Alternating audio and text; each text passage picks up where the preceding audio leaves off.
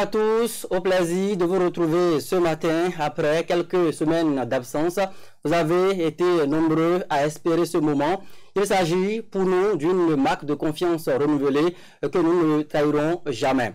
Le 22 septembre 2021, l'ancien chef d'État Thomas Boni Yayi a été reçu avec les honneurs au palais de la Marina par le président Patrice Talon. Après des années de brouille et de belligérance politique, l'image des deux hommes marchant côte à côte a été captivante et s'apparente à une paix retrouvée. Le sujet est au cœur de cette émission avec mes invités. D'abord, Mathieu Avlessi, acteur politique, membre du parti Bloc républicain et parti de la mouvance. Bonjour et bienvenue. Bonjour Joël, bonjour Monsieur Oumassé et mes amitiés aux téléspectateurs. Vous avez donc compris, il a donc planté ainsi le décor. En face de lui, Billy Angelo Oumassé, vous êtes l'un des vice-présidents du parti d'opposition Mouvement populaire de libération MPL. Merci d'avoir répondu à notre invitation.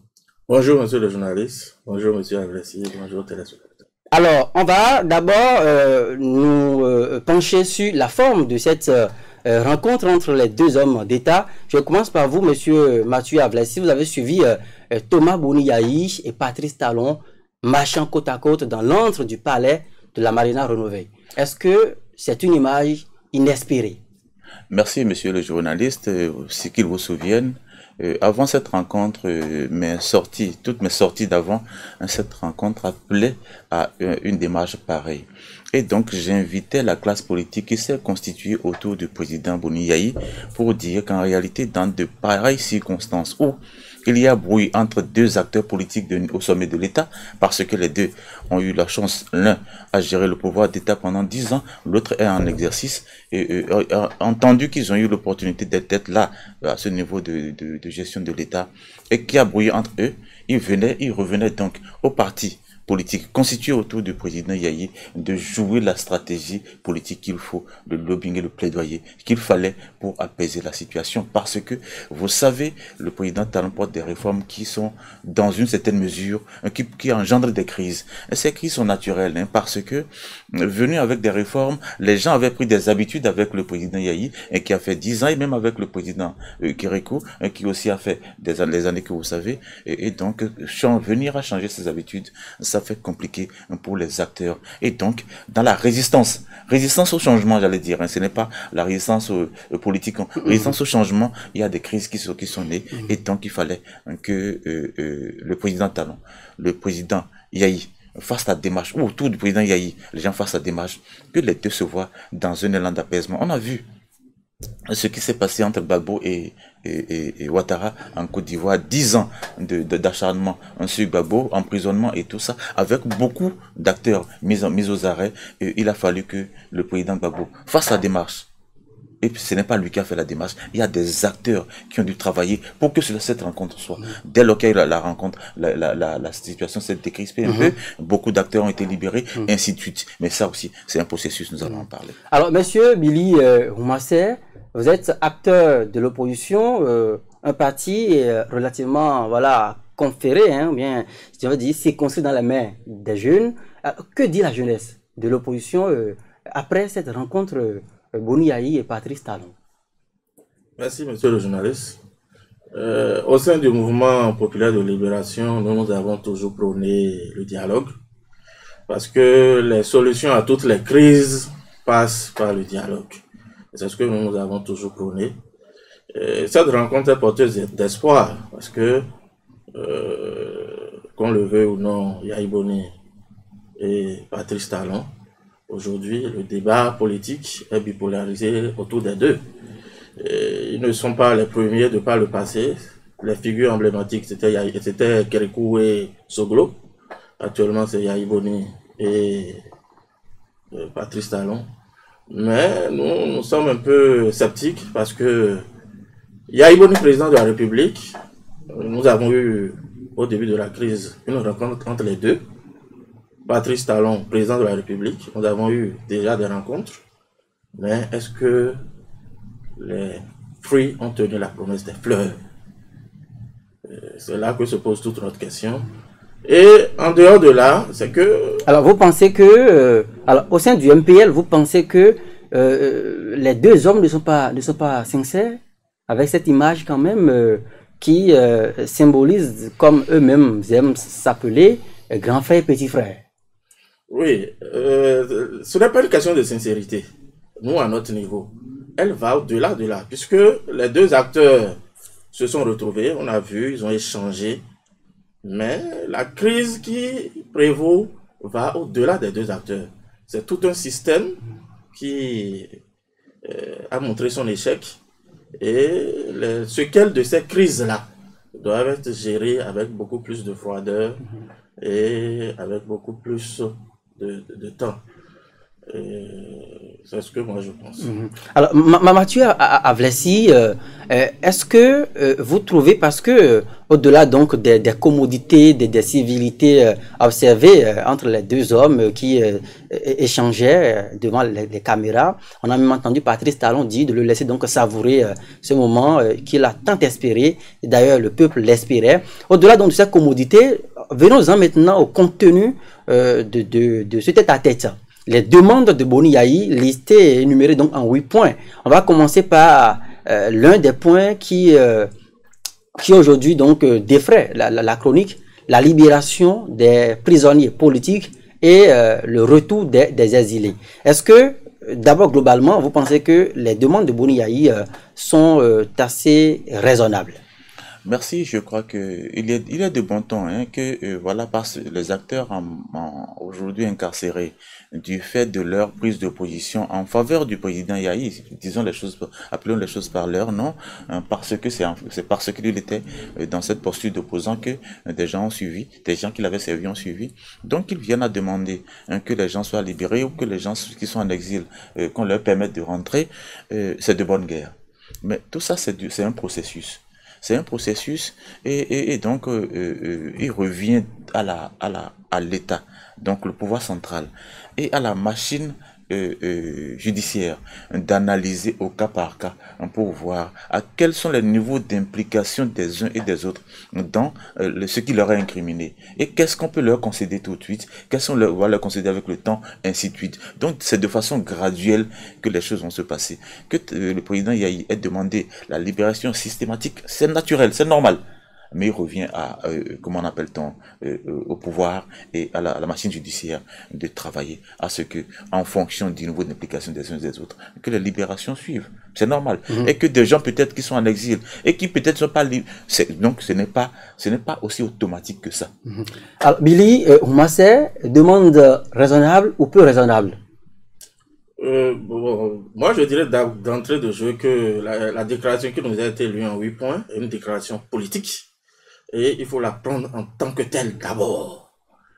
Et quand on allait maintenant au point par point, s'il y en a qui ont offensé la République dans une certaine mesure et qu'on vienne faire le mea culpa, c'est tout un processus.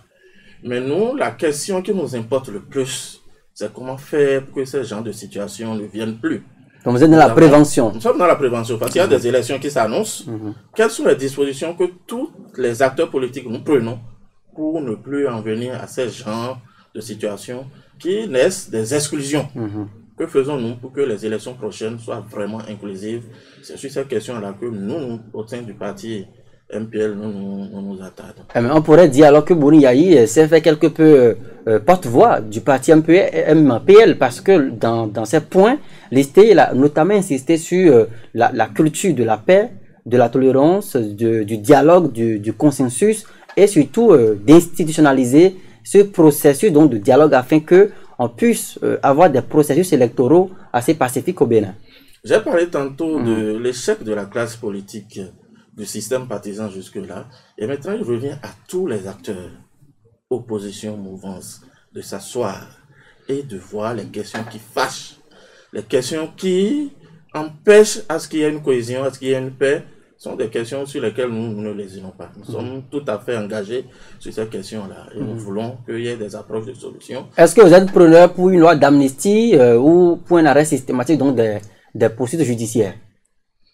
Bon, on ne peut le dire comme ça, tout de go. Mais ce qui est important, c'est qu'il y ait d'abord un cadre de concertation permanent, d'échange entre opposition mouvance, le système, le régime qui est en place, pour trouver des réponses adéquates. Mais pendant ce temps, vos frères d'armes de l'opposition continuent donc de croupir en prison. D'autres sont toujours hors du territoire. C'est vrai qu'il y a encore une clarification à faire autour donc de ces différents statuts.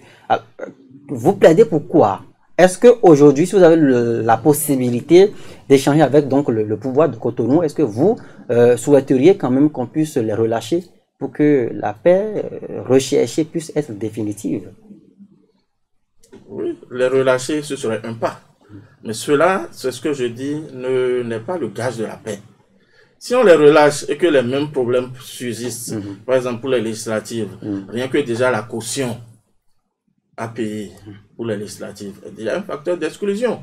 Tant que nous n'allons pas venir à l'essentiel, sur ces points-là, essentiels sur lesquels les acteurs politiques doivent se voir, toucher les instruments qu'il faut pour corriger ces aspects de la loi, les problèmes vont toujours persister. Je reste avec vous avant de retourner la parole à M. Avlessi. À la suite donc de ce tête-à-tête, Patrice Talon Boni Yayi, on n'a pas eu une voix homogène au sein de l'opposition. On a suivi, on a lu le communiqué donc de la résistance, en tout cas le noyau dur qui reste encore de cette résistance nationale-là, dirigée aujourd'hui par l'ex-ministre candidat Zanaï. On a également suivi des réactions de la diaspora, depuis la diaspora, Martin Rodriguez, Léadi Soglo, et puis même à l'interne, il y a des communiqués qui ne semblaient pas forcément approuver cette démarche de Boni Yayi. Alors, n'est-ce pas un signe patent de l'inorganisation au sein de l'opposition? Oui, je pense que l'un des grands défis que l'opposition a relevé, c'est d'arriver à faire taire les divergences internes pour aller à l'union et à une organisation. Je pense que les réactions que nous avons tout azimut dénotent d'un fait. C'est que actuellement chez nous, le débat est tellement bipolarisé que on dit quand vous n'êtes pas avec Yayi, c'est que vous êtes avec Talon. Quand vous n'êtes pas avec Talon, c'est que vous êtes avec Yayi. Alors de ce fait, quand on voit les deux acteurs se mettre ensemble, il y a panique de tous les côtés. Les gens paniquent, ils se disent, est-ce que Yayi a rejoint Talon? Est-ce que c'est une complicité entre les deux? Tout simplement parce que tout le temps, on s'est dit, quand vous n'êtes pas avec Yayi, c'est parce que vous êtes avec Talon. Qu'est-ce qui peut justifier cette peur? Est-ce à dire qu'il y avait des personnes, des acteurs politiques qui tiraient donc les marrons du feu, qui en tiraient profit de cette brouille entre les deux hommes d'État? Bon, si vous posez la question sous cette forme, c'est bien possible. C'est bien possible. Au Bénin, tel que ça se passe. Imaginez qu'aurait été, par exemple, un autre acteur de l'opposition qui était allé rencontrer Patrice Talon pour négocier, ne serait-ce quoi que ce soit pour l'opposition. On l'aurait taxé de tous les mots. On l'aurait injurié, il aurait subi un requiem sans précédent. Mais, puisque c'est Yayi Boni, les mêmes qui disaient avant, non, il n'ira pas, c'est un canular. On a lu un peu partout, les gens disent jamais, Yayi Boni n'ira jamais. Mais il est allé, on a vu. Et donc, je pense que la question est beaucoup plus profonde que le rapprochement entre les deux hommes d'État. Alors, la même question pour vous, Mathieu Avlessi. Oui. Qu'est-ce qui peut justifier d'abord ces réactions contradictoires au sein même de cette opposition, même si elle est plurielle, et est-ce que dans l'entourage donc des deux hommes d'État, il y avait des gens qui tiraient profit de la crise politique? Bon, je crois que il y a de raisons que cela se passe comme ça. C'est la guerre des intérêts. Et que des gens tirent profit de ce que les deux soient distants, c'est aussi naturel. C'est sûr que ça s'entretient par certaines personnes. Maintenant, les interprétations qui allaient dans tous les sens en fonction des acteurs que nous avons en face dans l'opposition, c'est là aussi ça s'entend.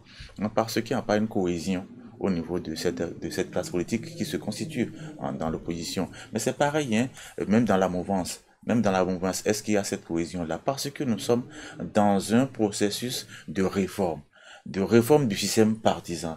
Les partis de la mouvance sont dans une certaine réforme, les partis de l'opposition sont dans une certaine réforme.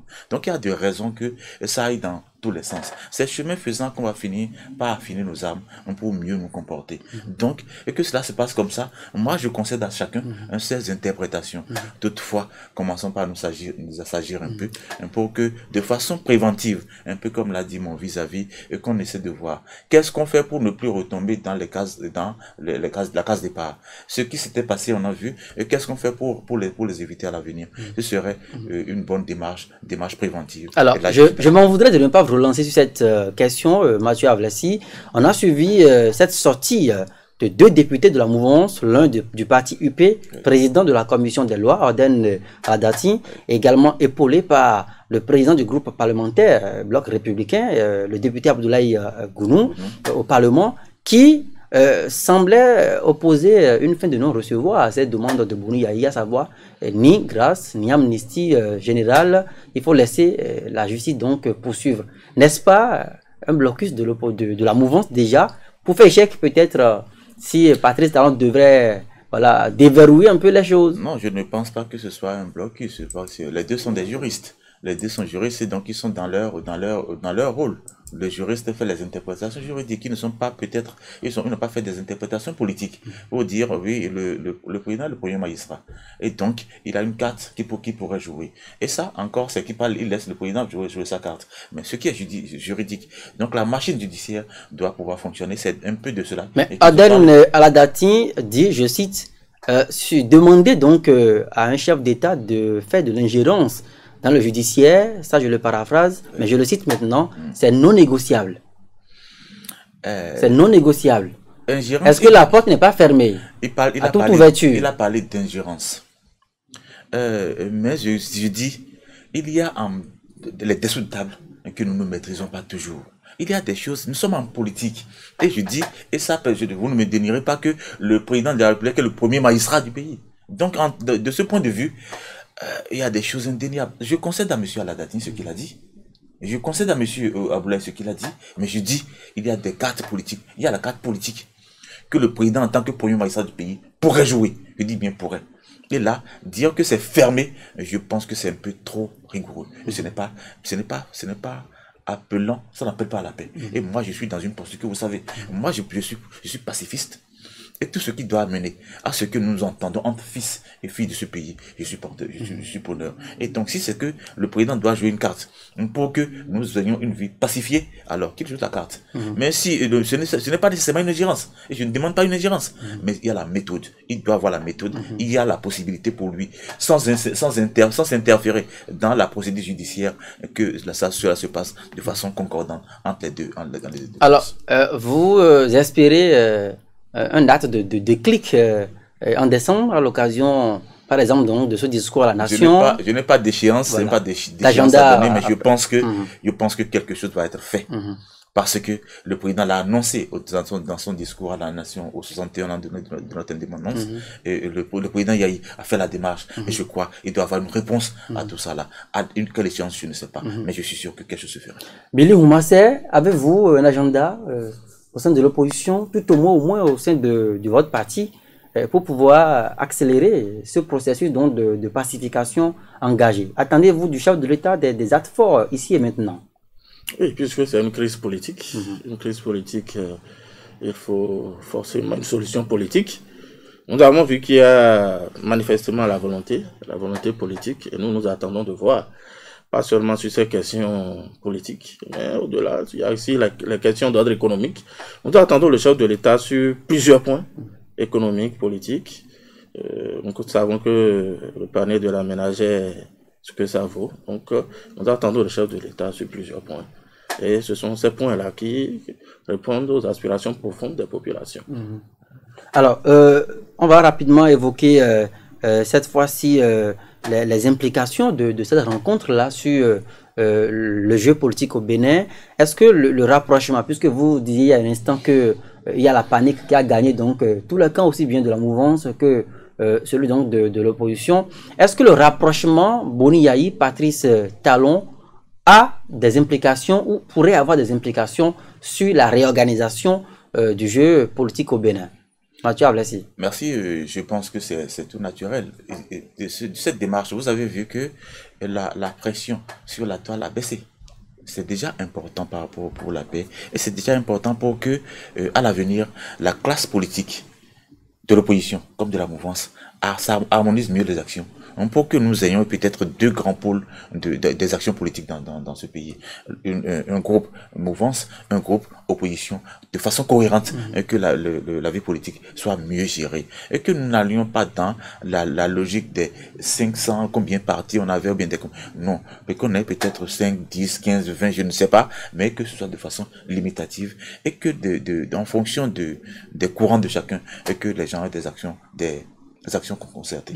Et ce faisant, notre pays s'en porterait mieux. Et tout ce qui va faire mieux que le pays se porte mieux, je suis preneur. Alors, Billy, moi, c'est implication sur le jeu politique. Désormais, on va rabattre les cartes. Oui, moi, je pense que ce qui est important, c'est que le président Patrice Talon aussi, cette volonté affichée, pour que ça se décline pas des actes forts. J'avais parlé tantôt d'un cadre de concertation des acteurs politiques. Il faut que les acteurs politiques puissent se retrouver, parler. Il y a des points sur lesquels, de façon ferme, nous ne nous entendons pas, mais il y a des points qui engagent la République, qui engagent nos compatriotes, sur lesquels on doit pouvoir définir un agenda et pouvoir, ensemble avec tous les acteurs politiques, voir comment faire évoluer le débat politique, le jeu politique. Alors, et dans ce souhait donc de concertation entre les acteurs politiques, là, vous pensez que on pourrait déjà dire qu'on a conjuré donc ce mauvais sort, s'il faut donc l'appeler ainsi, de ce que vous appelez donc de l'opposition, l'exclusion politique? Bon, d'abord, c'est des lois.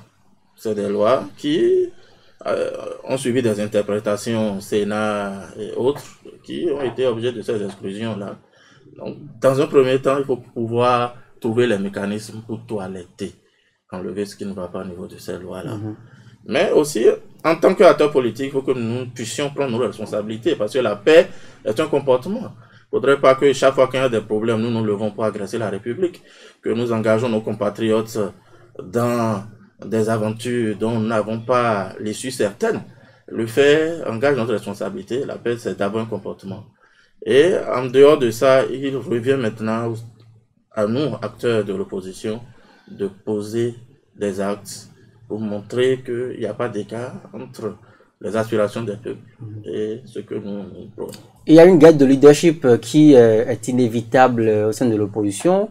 Monsieur Paul Ogunpa, chef de file de l'opposition, reconnaissait donc au lendemain donc de cette rencontre que, je cite, Boni Yahi, c'est mon patron.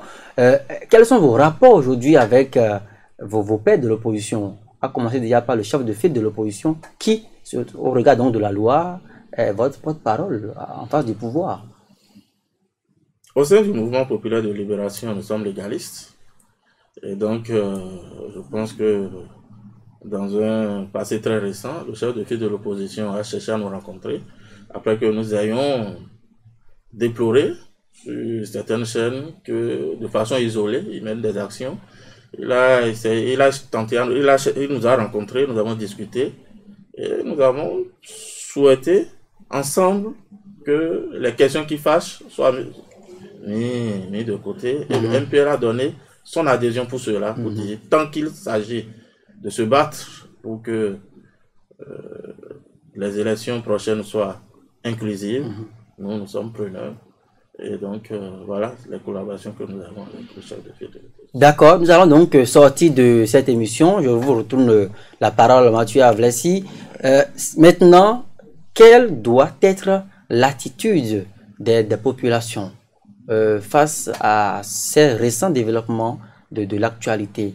Parce qu'elles aussi, elles ont un rôle à jouer. Oui. Ça ne se limite pas aux acteurs majeurs de la scène politique. Merci. Je crois que globalement, il y a de raisons qu'aujourd'hui, vu que les acteurs politiques au premier plan, quand ils s'opposent, finissent par se retrouver, il y a de raisons que la population à la base sache raison garder pour ne pas se laisser taper dessus pour rien, parce que généralement, ils ne sont pas au niveau des grandes intrigues politiques. Ils sont des acteurs d'un niveau donné, et donc qu'ils soient sages raison garder pour ne pas subir les contre-coups des intrigues des acteurs politiques au sommet. Billy Oumassé, votre mot? de la fin? Oui, moi je voudrais inviter nos différentes bases à savoir raison garder et avoir un comportement responsable. Parce que au sein du MPL, c'est le parti des jeunes. Nous avons été les premiers par le passé à tout le temps à être guerroyants et à prendre des positions d'attaque. Nous avons compris que, en toute maturité, la politique, elle est d'un autre niveau. Il faut pouvoir prendre du recul et comprendre que il faut définir d'autres armes de lutte plus intelligentes. Et c'est ce que nous prenons au sein du mouvement populaire de libération. C'est pourquoi avant les élections présidentielles, nous avons fait une tournée. C'était pas pour dire à nos militants votez tel ou tel, mais nous leur avons dit ayez une attitude responsable. Et c'est ce que nous avons promis. Merci donc à vous, Monsieur Billy Angelo Ourmassé. Je rappelle que vous êtes l'un des vice-présidents du parti Mouvement populaire de libération, présidé bien sûr par votre collègue, son nom m'échappe déjà. Expérience TB, voilà, le nom est revenu. Merci également à vous, Mathieu Avlessi, acteur politique et puis juriste, je l'avais donc oublié, membre du parti Bloc républicain. Vous contribuez également à l'édification donc de cette nation. Merci donc d'avoir accepté participer ce matin à notre débat. Et c'est la fin de cette émission spéciale Face à Face. Ce n'est que le retour sur la plateforme. N'oubliez pas, cliquez donc en bas sur la cloche pour ne plus rater les émissions, les actualités sur BNews, la chaîne, la première audience numérique au Bénin. À très vite.